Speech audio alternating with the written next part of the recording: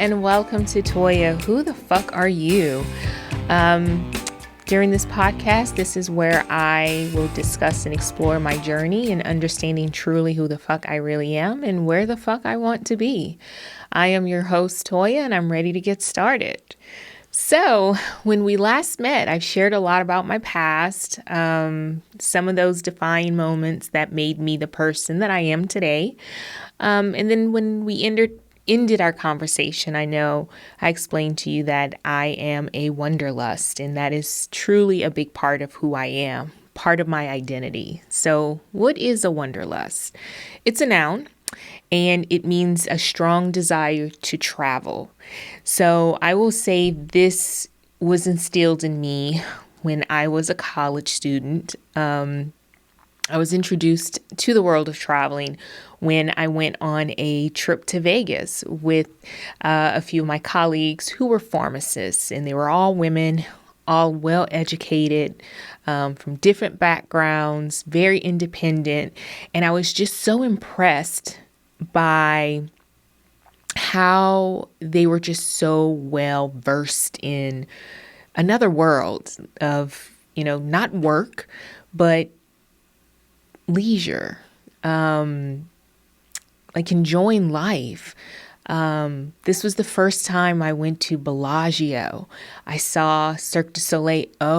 The creativity there. Mind you, I am a girl from the dirt. I am a girl from Louisiana, country through and through. And so to be exposed to some of the things that I was exposed to in Vegas was just so refreshing, breathtaking, and eye-opening. And mind you, this was fucking Vegas, okay? So we're not talking about, one of the seven wonders of the world. This was fucking hot ass Vegas, but to a college kid, it was just beautiful. So seeing how well traveled they were, it inspired me. It kind of instilled the gift of travel in me. And so when I worked as a traveling consultant, I was blessed to be able to travel to all but four of the states within the United States. And I'm hoping to knock out the four, hopefully this summer.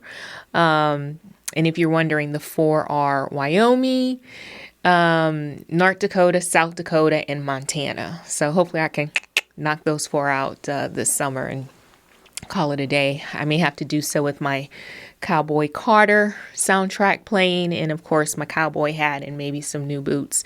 But that's going to be probably a different podcast episode. But again, there's no better feeling than traveling. There's no better feeling than waking up in a different country, a different state, breathing in the air, listening to the culture, and then taking the food. There's just nothing like it. You come back a different person. Again, my experience. And so I just returned from a week vacation where my latest adventure was to the Nordic country of Sweden. So, a couple of things I've learned. Number one, fun facts. Sweden is home to 10.5 million people. The average life expectancy is for men 82 years and women 85 years. So it doesn't matter where. Men still don't outlive women, probably because some of the decisions they make, but that's a whole different podcast.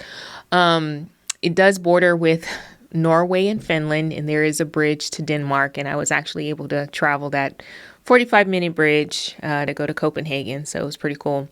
The languages include Swedish with 5 minority languages, which includes Finnish and Yiddish. However, majority of the people that I met, spoke with, they spoke English, and I was told that's pretty common.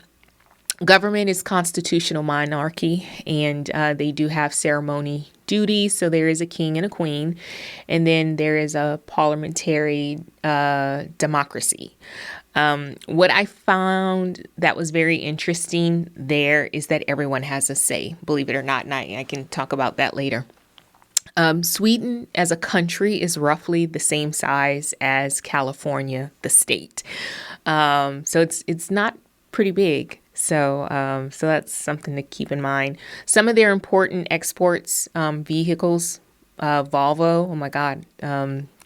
Saw so many Volvos. Cool though.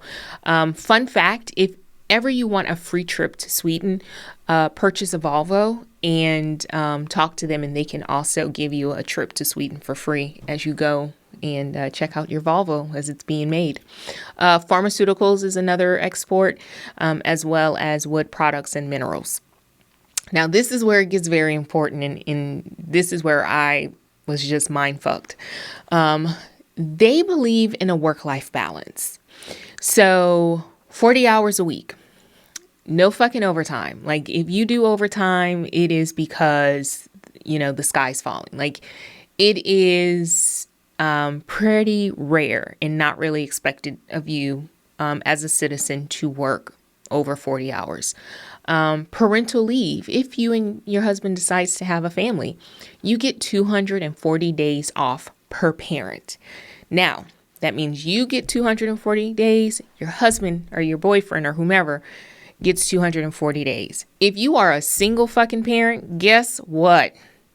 You get 480 days as a single parent to raise your child. That's amazing. There's also free childcare, because as you're bonding with the child, throughout those days, they want you to also to be prepared to, get back and join the workforce and know that your child is going to be well taken care of. So again, I thought that was just very, very interesting. One of the things that I also heard from other people is that with Sweden and the Swedes, they're not competitive, meaning they are not trying to climb the corporate ladder. They have a saying, and I'm probably going to butcher it, but Lagom, Lagom. And what that means is good enough. They're not trying to kill themselves working a job. They do not identify with their job or their career. If they're a fucking firefighter, police, teacher, lawyer, whatever, that's what they do. But that's not who they are. They take pride in enjoying life. So the summertime between June and August, they are allowed 4 weeks, and this is mandatory, paid time off, and they can go do whatever the fuck they want. 4 weeks, the entire country shares this as well. And they enjoy life. So because it's very cold, they have 3 months of summer, 80 degrees. And from my understanding, they all lose their fucking minds because the sun is shining and their flowers. There's a difference in the climate. And so they're able to enjoy it a little bit more, a little bit better. And they do. They don't work. They don't have to think about work because their peers are also off. They're enjoying time with their family. They're enjoying time with themselves. They're also able to travel to other countries. Like it's so accessible from Sweden. You can go anywhere. But it's just a very different way of life and work-life balance. So a person like myself who has always struggled with over-identifying with my career, it was very refreshing to see what a work-life balance truly looks like. Also, it was so refreshing to see the importance of not overextending yourself for the sake of progress, if that makes sense. Like, they're not trying to compete with themselves. They're not even trying to compete with their peers. They're just trying to get the job done and move on about their fucking business. Like, that to me was just so mind-blowing. These people were not killing themselves to work. They weren't killing themselves for money. I feel like we have a mindset if we work a little harder, we're going to be respected. If I work a little harder, I'm going to get to the top, right? If I work harder, I'm going to get that that raise, that promotion. And when the shit doesn't come through, then you're like disappointed and like, why the fuck am I not worthy? Am I not good enough? Is it because I'm this? Is it because I'm that? At the end of the day, it could be something that really has nothing to do with you. But because we're so ingrained to work harder that we feel that's what we have to do, right? At the end of the day, we have to work harder. And we forget that there's more to life than working hard. There's a big fucking sky out there. There are clouds out there. There was a fucking total eclipse. I was so heartbroken to hear that some of my teammates didn't see it because they were in a meeting. Like, fuck, play dead. Fucking sprain your ankle. Do whatever it takes to go and experience this once in a lifetime, phenomenon, because it's never going to happen again. But you know what's going to happen again? That fucking meeting, that job, that work, that email, that conversation. Work is always going to be there, but not life. Your life, my fucking life. Like, I'm so tired. I am so tired of working. So going to Sweden, experiencing the people, experiencing the culture, was just so eye-opening, so refreshing. Also one of the other important things, probably you guys may not think this is pretty cool, but I did. So I think the average Swedish woman is 5'8", and I'm 5'8". So every time I went shopping and bought a pair of pants, the pants fit perfectly. I kid you not. Like, the inseam was perfect. No high waters, no, it was just perfect. So to me, that was just amazing. And not only do these people know how to live life, they know how to make a fucking pair of pants. And when I tell you I went crazy purchasing every fucking pair of pants I could get my hands on, I did. So again, now taxes, you're going to get taxed the fuck out of your eyeballs. But at least you see where your money is going. Free healthcare. Okay? Lil Johnny broke his fucking arm. Guess what?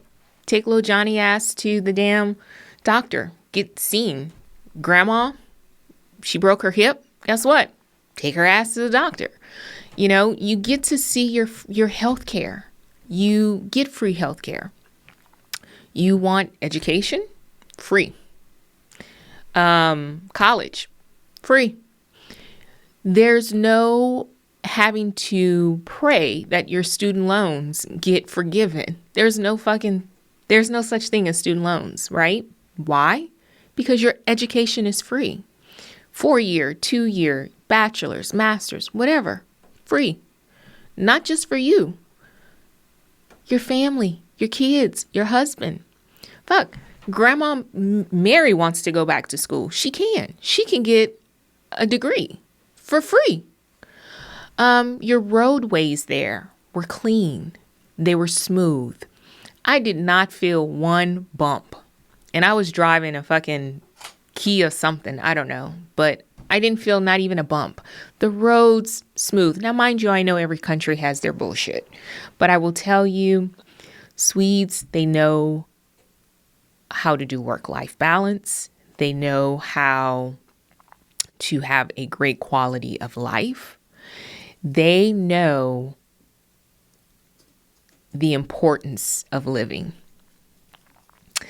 They pay 60% in their taxes, and they love it. And shit, I was there for a week and I loved it.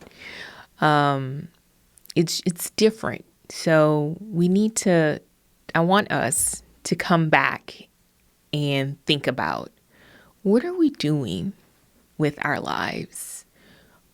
Are we working or are we living?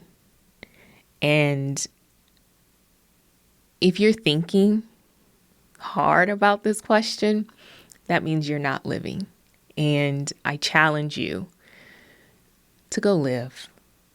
Work is always going to be there. There's always going to be something. There's always going to be someone to take care of. There's always going to be someone to console, but there's only one you and one life. So go and do it. The other thing while I was there, I will say meatballs. They know how to make a good meatball. I can't explain it. I'm not even a meatball person. I used to gag when I had to make meatloaf for my husband. That was his favorite meal. And just the mixing of the stuff, like the meat and the eggs. Oh God, that was just gross. But I ate meatballs every fucking day that I was there. To the point where they actually ran out of meatballs and I had to select like fish, which by the way, all the fish there, all the seafood is just fresh and amazing. But the meatballs were just delicious. So I'll share some of those pictures on my YouTube channel for you to also check in. We'll also try to include it here on the podcast. But again, my trip was just amazing and very thankful. And so now I'm looking towards the next adventure. And so if you have a place that you would like to suggest, please let me know, as I am interested to now go and explore. But yeah.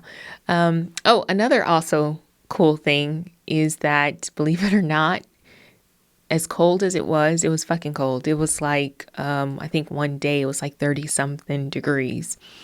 And as I was walking, because that's the thing, you either walk or you fucking bike, which I would have to learn how to ride a bike because it's been forever. But there's so many tropical plants there. Everyone had a fucking tropical plant in their window. And here I am in, I don't know, zone 7 or 8, where I should be able to grow a couple of tropical plants that I unfortunately unsuccessful in doing so. These fuckers had tropical plants, roses, any rose you can think of, they had it. Ferns, ivies. It was just, I thought that was so mind-blowing that they were able to grow these things. Now, mind you, they're potted and they're in their home, but I mean, it was so cool. And tulips. That was another thing that was just rampant everywhere. Tulips. It was beautiful. They did have a lot of cinnamon rolls, big as your head. And as tempting as it is to eat one, I would advise not to, because that's just pure diabetes. But again, the food, the culture, the people, it was just amazing, and just the way of life. So if you have not thought about going to Sweden, I would encourage you to do so.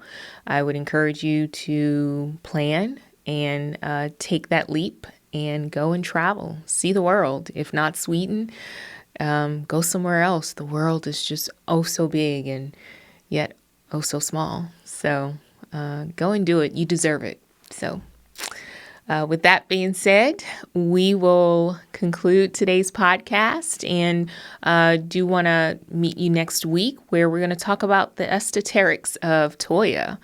Again, as I continue on my journey to figure out who I am, what I do, and what do I have to say. So please remember to like and subscribe, and continue to join us and have the fun. Bye.